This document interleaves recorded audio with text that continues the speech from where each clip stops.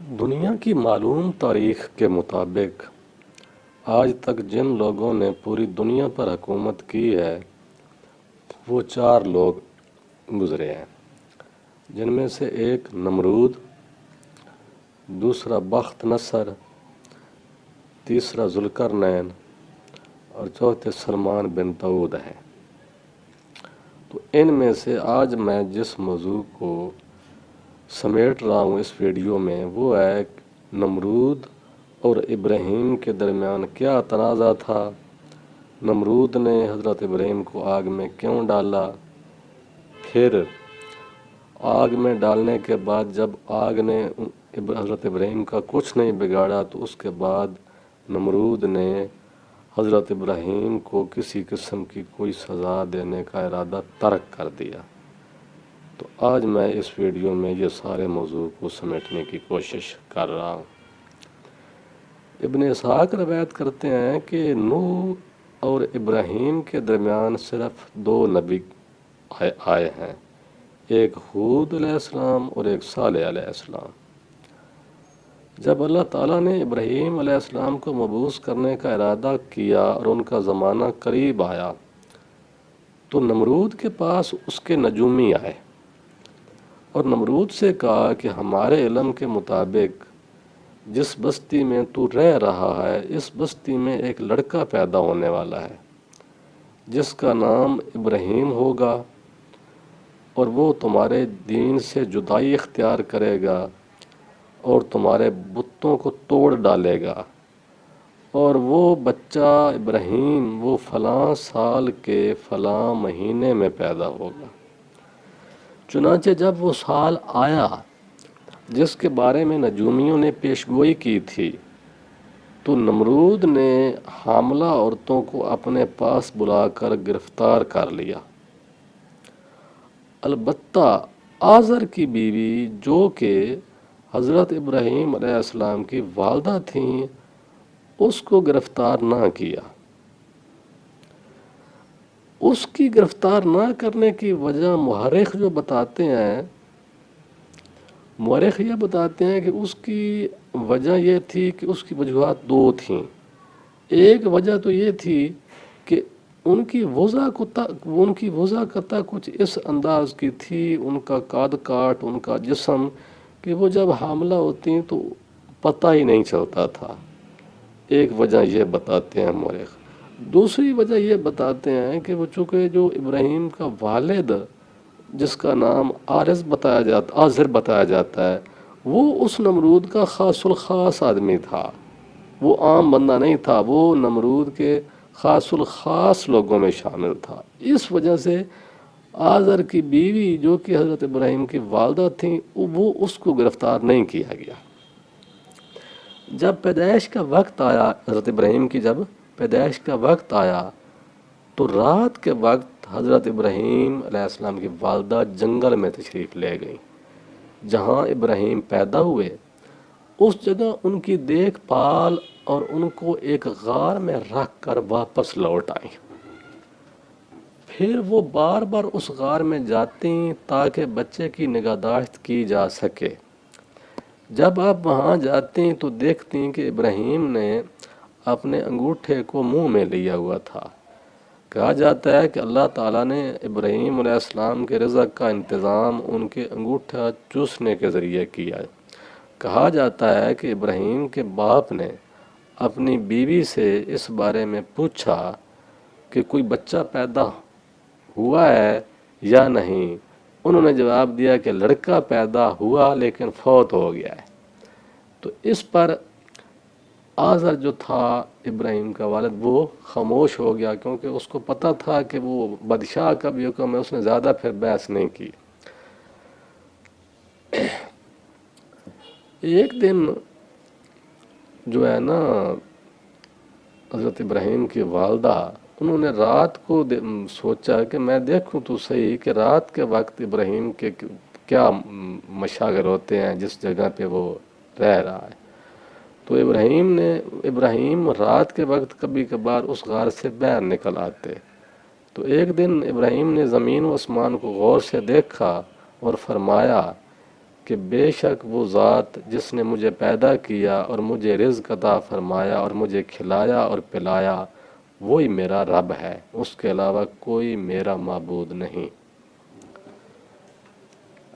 پھر آپ نے آسمان کی طرف دیکھا، چونکہ آپ زیادہ عرصہ غار میں رہے تو مطلب اس جو باقی چیزیں تھیں اس میں اتنا زیادہ آپ کا مشاہدہ نہیں تھا، تو ایک دم جب بندہ ایک دنیا سے دوسری دنیا میں جاتا ہے، یا میں یہ بھی واضح کروں کہ بعض روایت میں یہ بھی آتا ہے کہ وہ حضرت ابراہیم کی جو بڑھوتری پیدائش افزائش ہو رہی تھی نا، جسمانی افزائش، وہ بھی عام جس طرح ایک عمومی بچے کی بڑھوتری ہوتی ہے، نشو و نما ہوتی ہے، اس سے کہیں زیادہ ہو رہی تھی، کہیں زیادہ، چونکہ وہ اللہ تعالیٰ کی طرف سے ان کو رزق مل رہا تھا۔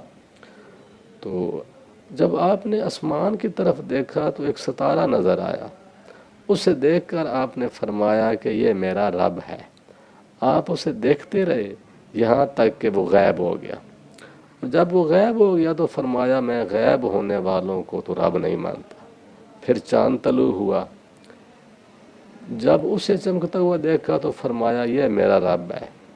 اسے دیکھتے رہے یہاں تک کہ وہ غائب ہو گیا۔ جب وہ غائب ہو گیا تو فرمایا کہ اگر میرا رب مجھے سیدھا رستہ نہ دکھائے گا تو میں بھی ان لوگوں میں سے ہو جاؤں گا جو بھٹک رہے ہیں۔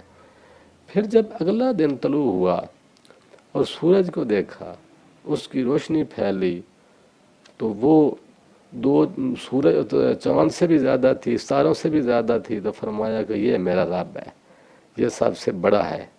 مگر جب وہ بھی غروب ہو گیا تو فرمایا کہ اے لوگو، جن چیزوں کو تم خدا کا شریک بناتے ہو میں ان سے بیزار ہوں۔ قرآن مجید بھی اس واقعے کو یوں بیان کرتا ہے کہ چنانچہ جب رات اس پر طاری ہوئی تو اس نے ایک تارا دیکھا، کہا یہ میرا رب ہے، مگر جب وہ ڈوب گیا تو بولا ڈوب جانے والوں کا تو میں گرویدہ نہیں ہوں۔ پھر جب چاند چمکتا نظر آیا تو کہا یہ میرا رب ہے، مگر جب وہ بھی ڈوب گیا تو کہا اگر میرے رب نے میری رہنمائی نہ کی ہوتی تو میں بھی گمراہ لوگوں میں شامل ہو گیا ہوتا۔ پھر جب سورج کو روشن دیکھا تو کہا یہ ہے میرا رب، یہ سب سے بڑا ہے، مگر جب وہ بھی ڈوبا تو ابراہیم پکار اٹھا کہ اے برادران قوم، میں ان سب چیزوں سے بیزار ہوں جنہیں تم خدا کا شریک ٹھہراتے ہو۔ میں نے تو یکسو ہو کر اپنا رخ اس ہستی کی طرف کر لیا جس نے زمین اور آسمانوں کو پیدا کیا ہے، اور میں ہرگز شرک کرنے والوں میں سے نہیں ہوں۔ پھر جب ابراہیم اپنے دینی رخ کو درست کر چکے تو اپنے والد کے پاس آئے۔ آپ اس وقت تمام باطل مذاہب سے بیزاری اختیار کر چکے تھے، لیکن انہوں نے ابھی تک اس بات کا اظہار نہ کیا تھا سوا اپنے والد کے پاس آ کر بتلایا کہ میں آپ ہی کا بیٹا ہوں۔ ان کی والدہ نے بتایا کہ آپ کا بیٹا ہے، اور ابراہیم کو جنگل میں چھپانے کا سارا واقعہ بھی بتایا۔ یہ سب کچھ سن کر آزر بہت خوش ہوئے۔ اس کے بعد چونکہ آزر کا جو ابراہیم کے باپ تھے ان کا جو بڑا کاروبار تھا وہ تھا بت بنانا اور بت بیچنا، تو وہ بت بنا کر حضرت ابراہیم کو بھی دیتے اور ساتھ حضرت ابراہیم کے جو اور بھائی تھے ان کو بھی ساتھ دیتے، اور ان کو کہتے کہ جاؤ یہ بت بیچ کر آؤ۔ تو حضرت ابراہیم کے پاس جو بت ہوتے وہ کوئی بھی بت جو ہے نہیں بکتا تھا، کیونکہ وہ جب بازار میں جاتے تو حضرت ابراہیم علیہ السلام کہتے کہ لوگوں ایک چیز خرید لو جو نہ تمہیں نفع دے سکتی ہے نہ تمہیں نقصان دے سکتی ہے۔ تو اس وجہ سے لوگ پھر حضرت ابراہیم سے بت نہیں خریدتے تھے، جو اس کے دوسرے بھائی تھے ان کے پاس جو بت ہوتے تو وہ ان سے خریدتے تھے۔ ایک مرتبہ لوگوں نے ابراہیم علیہ السلام کو ایک میلے میں ساتھ لے جانے کی دعوت دی، جبکہ آپ وہاں جانا نہیں چاہتے تھے۔ چنانچہ آپ نے ان کی حمایت کے خلاف نہ جانے کو ظاہر کرنا چاہا۔ قوم کے سامنے ستاروں کی طرف دیکھا اور فرمایا کہ میں سقیم ہوں۔ اللہ تعالیٰ قرآن مجید میں فرماتا ہے کہ ابراہیم کا یہ جواب سن کر قوم کے لوگ الٹے پاؤں واپس چلے گئے۔ یہاں میں عرض کروں کہ سکیم، سکیم کا مطلب ہوتا ہے، کیونکہ عربی کا لفظ ہے نا، جس سے آج کل تم انگلش میں کہتے ہو نا انفیکٹڈ، اس کے لیے بھی عربی میں لفظ جو استعمال ہوتا ہے وہ سکیم استعمال ہوتا ہے۔ دوسرا اس کا معنی جس بندے کو طاعون ہو جائے اور اس کے بعد اس کی حالت بہتر ہو جائے تو اس کو بھی عربی میں سکیم کہتے ہیں۔ تیسرا جو بندہ بیمار ہو اس کو بھی سکیم کہتے ہیں، چونکہ عربی بہت بڑی زبان ہے، اس میں بعض اوقات ایک لفظ کئی معنی میں استعمال ہوتا ہے۔ بہرحال آپ یوں سمجھیں کہ حضرت ابراہیم نے فرمایا کہ میں بیمار ہوں۔ قوم کے لوگ یہ جواب سن کر بھاگ گئے۔ ابراہیم یہ چاہتے تھے کہ جب وہ بھاگ جائیں تو ان کے بتوں کے ساتھ وہ معاملہ کریں جس کا وہ ارادہ کر چکے ہیں۔ لہذا جب وہ لوگ میلے میں چلے گئے تو ابراہیم ان کے جھوٹے معبودوں کے پاس گئے، کھانا ان کے قریب کیا اور بطور مزاج فرمایا کہ تم کھانا کیوں نہیں کھاتے؟ کیا بات ہے، تم بولتے کیوں نہیں ہو؟ تو یہ اس دوران ایک اور واقعہ بھی ہوا کہ بعض صحابہ روایت کرتے ہیں کہ نمرود کے دور میں ایک ایسا ستارہ بھی طلوع ہوا تھا جس کی وجہ سے سورج اور چاند کی جو روشنی چمک تھی وہ کم ہو گئی۔ اس سے نمرود بہت گھبرایا، چنانچہ اس نے جادوگروں، نجومیوں، قیافہ شناسیوں اور کانوں کو بلوا کر اس بارے میں پوچھا، تو انہوں نے جواب دیا کہ آپ کی سلطنت میں کوئی ایسا بچہ پیدا ہو گیا ہے جو آپ اور آپ کی سلطنت کی تباہی کا باعث بنے گا۔ تو یہ سن کر نمرود جو ہے نا وہ بہت پریشان بھی ہونے لگا اور بہت غصے بھی ہونے لگا۔ تو یہ بات سن کر نمرود ایک دوسری بستی بابل میں منتقل ہوا، چونکہ اس بستی میں وہ نجومیوں نے یہ کہا نا کہ اس بستی میں کوئی بچہ پیدا ہو گیا ہوا، تو نمرود حفاظتی اقدامات کے طور پر اس نے اپنا جو ہیڈ کوارٹر تھا وہ ایک اور بستی میں منتقل کر لیا، بابل میں منتقل ہوا، اور وہاں کے مردوں کو اس نے اس بستی سے باہر نکال دیا، اور جبکہ عورتوں کو وہیں رہنے دیا، اور حکم دیا کہ جب بھی کوئی لڑکا پیدا ہو اسے قتل کر دیا جائے۔ چنانچہ بہت سارے بچوں کو قتل کر دیا گیا۔ پھر اچانک کسی ضروری کام کی وجہ سے واپس اسی بستی میں آ گیا اور اس بستی کی نگرانی کے لیے اپنے سب سے زیادہ قابل اعتماد شخص آزر کو بلایا، چونکہ جو حضرت ابراہیم کے والد تھے آزر، وہ نمرود کا بہت بڑا پرستار تھا، اور نمرود نے اس بستی کا نگران بنا دیا اور اسے کہا کہ خیال رہے کہ تم نے اپنی بیوی کا بھی اپنا خیال رکھنا ہے۔ بہرحال بات بہت لمبی ہو جائے گی۔ تو ایک دن ابراہیم کے والد نے اپنے دوستوں سے کہا کہ میرا ایک بیٹا ہے جسے میں نے چھپا کر رکھا ہوا تھا، تمہارا کیا خیال ہے کہ اگر میں اسے زہر کر دوں تو بادشاہ اس کو قتل تو نہ کر دے گا؟ انہوں نے جواب دیا کہ ہمیں اس کا کوئی اندیشہ نہیں ہے، آپ اسے لے آئیں۔ پھر وہ انہیں باہر لے آئے۔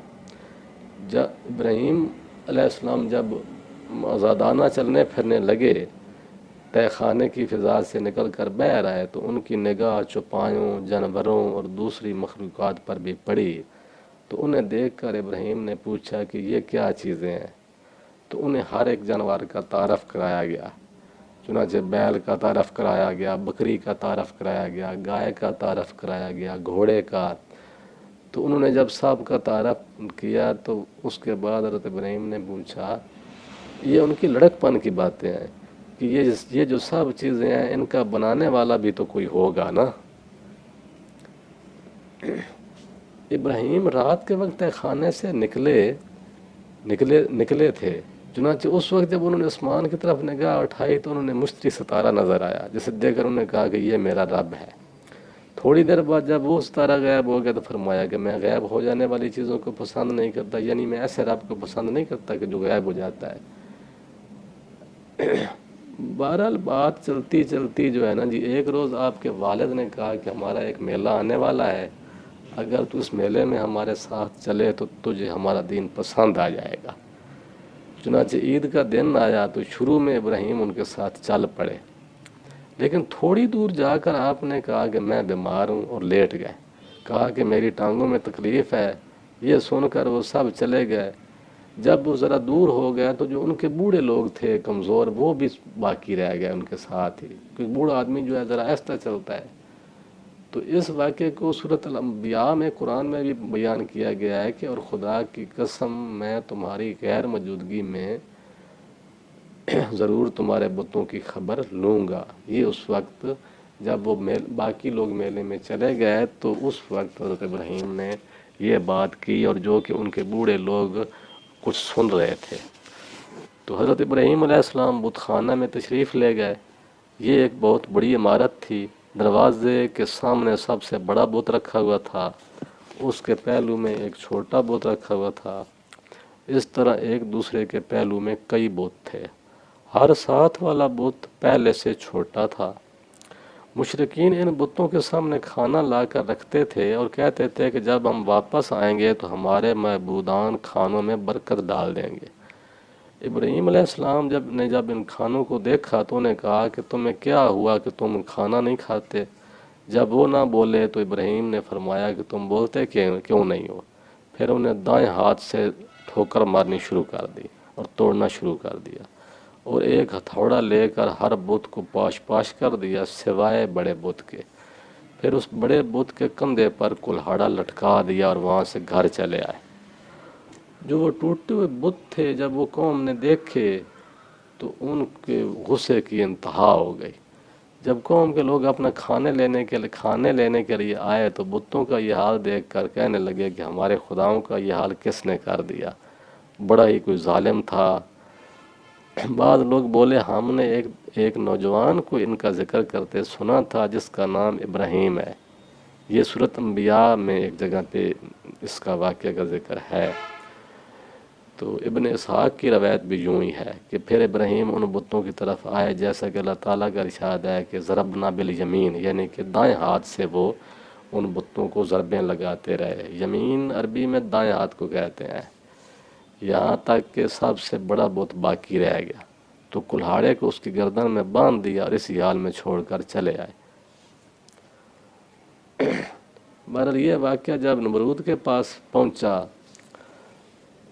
تو ساری قوم جو ہے انہیں پکڑ کر، حضرت ابراہیم کو پکڑ کر ساری قوم نمرود کے پاس لے گئی، اور ابراہیم سے انہوں نے پوچھا کہ کیوں ابراہیم تو نے ہمارے خداؤں کے ساتھ یہ حرکت کی ہے؟ تو اس نے جواب دیا بلکہ یہ سب کچھ ان کے اس سردار نے کیا ہے، انہیں سے پوچھ لو اگر یہ بولتے ہوں۔ یعنی جو بڑا بت ہے جس کے کاندھے پر کلہاڑا ہے، حضرت ابراہیم نے فرمایا کہ یہ سارا کام اس نے کیا ہے، اگر بولتا ہے تو یہ اسی سے پوچھ لو، کیونکہ حضرت ابراہیم نے فرمایا کہ یہ جو بڑا بت ہے اس کو غصہ آیا ہوگا اس کے ساتھ رکھی ہوئی چھوٹے بتوں کی پوجا کی جائے، حالانکہ وہ سب سے بڑا بت ہے۔ کافر لوگ نادم ہوئے اور انہوں نے کہا کہ ہم نے ظلم کیا اور وہ بات نہ کہی جو اس نے کہی۔ جب وہ اس بات کو جان چکے کہ نہ بت نفع دے سکتا ہے نہ نقصان، نہ کسی چیز کو پکڑ سکتا ہے، تو کہنے لگے کہ تم جانتے ہو کہ یہ بولتے نہیں، لہذا ہمیں اس بات کی خبر نہیں دے سکتے، یہ کام کس نے کیا ہے؟ اللہ تعالیٰ قرآن مجید میں فرماتے ہیں یہ سن کر وہ اپنے ضمیر کی طرف پلٹے اور اپنے دلوں میں کہنے لگے کہ واقعی تم خود ہی ظالم ہو، مگر پھر ان کی مت پلٹ گئی اور بولے تو جانتا ہے کہ یہ بولتے نہیں ہیں۔ ابراہیم نے کہا پھر کیا تم اللہ کو چھوڑ کر ان چیزوں کو پوج رہے ہو جو نہ تمہیں نفع پہنچانے پر قادر ہے نہ نقصان؟ تو یہ سب دلائل سننے کے باوجود بھی ان کی جو اندر کی ارادہ تھا اس میں کسی قسم کی تبدیلی نہیں آئی۔ اس کے بعد حضرت ابراہیم کا اور نمرود کا مناظرہ ہوا۔ ابو جعفر روایت کرتے ہیں کہ پھر نمرود نے ابراہیم علیہ السلام سے کہا کہ جس رب کی تم عبادت کرتے ہو اور اس کی طرف دعوت دیتے ہو اس کی عظمت اور قدرت کو بیان کرو، وہ کیا ہے؟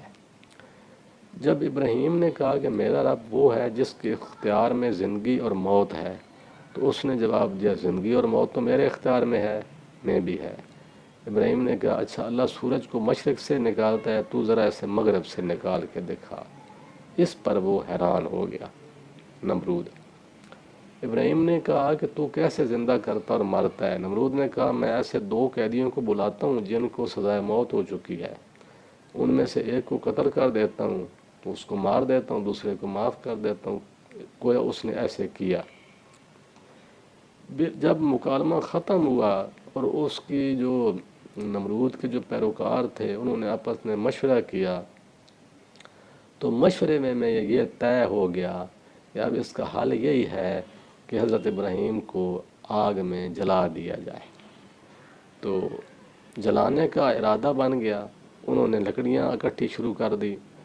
انہوں نے پھر لکڑیاں جو ہے نا وہ باقاعدہ ٹائم لگایا، اس طرح نہیں ہے کہ 1-2 دن میں، انہوں نے باقاعدہ حضرت ابراہیم کو قید کر دیا جیل میں، اور اس حضرت ابراہیم کے جلانے کے لیے بندوبست شروع ہو گیا۔ ایک خاص قسم کی جگہ بنائی گئی اور اس جگہ میں جلانے کے لیے لکڑیاں اکٹھی کی گئی۔ انہوں نے طریقہ یہ کار اختیار کیا کہ ان کی اگر کوئی منت ہوتی تو وہ یوں کہتے کہ ہماری یہ فلاں مدد پوری ہو جائے تو ہم ابراہیم کے جلانے کے لیے اتنی لکڑیاں اکٹھی کریں گے۔ خاص کر ان کی عورتیں جو تھیں وہ اس طرح کی منت مانتی تھیں۔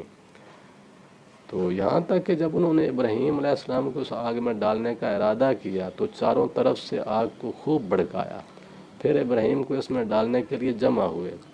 جنوں اور انسانوں کے علاوہ باقی بھی تمام مخلوقات اس ظلم و جبر پر پکار اٹھیں کہ اے اللہ، زمین میں ابراہیم کے علاوہ اور کوئی تیرا نام لینے والا نہیں ہے جو تیری عبادت کرتا ہو، وہ آپ کی وجہ سے آگ میں ڈالا جا رہا ہے، ہمیں اس کی مدد کرنے کی اجازت فرما۔ تو اللہ تعالیٰ کا جواب آتا کہ اللہ تعالیٰ نے یہ جواب دیا کہ اگر ابراہیم نے تم میں سے کسی سے مدد مانگی ہے یا اس کو پکارا ہے تو پھر تمہیں اجازت ہے، اگر اس نے آپ میں سے کسی کو نہیں پکارا تو پھر میں جانوں اور ابراہیم جانے۔ تو اسی کی جواب میں پھر قرآن میں آیا کہ ہم نے کہا اے آگ ٹھنڈی ہو جا اور سلامتی بن جا ابراہیم پر، چنانچہ وہ آگ ایسی نرم موافق ہو گئی۔ اس کے بعد جب وہ اس آگ سے صحیح سلامت نکل آئے حضرت ابراہیم، تو جو نمرود تھا وہ خوف زدہ ہو گیا۔ اس نے پھر اپنے جو افواج تھیں ان کو حکم دے دیا کہ آج کے بعد جو ہے نا اس بندے کو کسی قسم کی کوئی تکلیف نہ پہنچائی جائے۔ تو وہ یہ دیکھ کر ڈر گیا کہ اگر یہ اس کا رب سچا ہے تب بھی اس کو آگ نے کچھ نہیں کھا۔ اس کے بعد پھر حضرت ابراہیم نے وہ علاقہ نمرود کا جس جگہ اس ایریے سے نکل کر اور ایریے میں چلے گئے، تو باقی پھر انہوں نے زندگی جو ہے وہ آگے ایک نئی زندگی شروع کی، اس کا پھر کسی اور ویڈیو